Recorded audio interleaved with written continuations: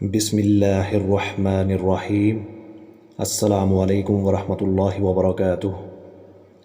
حضرت آدم علیہ السلام کی توبہ۔ اللہ تعالیٰ نے جب انہیں جنت اور راحت و سکون والی جگہ سے نکال کر مشقت اور محنت والی زندگی مہیا کی تو انہیں اپنی غلطی کا احساس ہوا اور وہ اللہ کی طرف متوجہ ہوئے، جس کا ذکر اللہ تعالیٰ نے قرآن مجید میں یوں فرمایا ہے، کیا میں نے تم کو اس درخت کے پاس جانے سے منع نہیں کیا تھا اور جتا نہیں دیا تھا کہ شیطان تمہارا کھلم کھلا دشمن ہے؟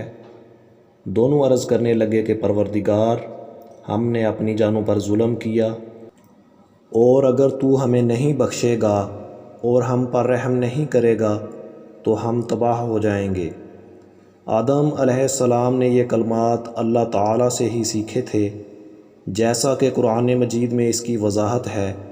فَتَلَقَّىٰ آدَمُ مِن رَبِّهِ كَلِمَاتٍ، پھر آدم نے اپنے پروردگار سے کچھ کلمات سیکھے۔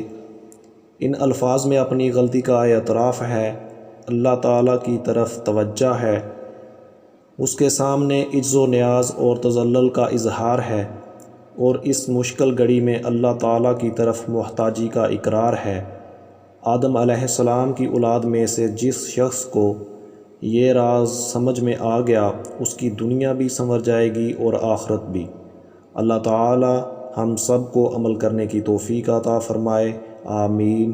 اللہم صلی علی محمد وعلی آل محمد۔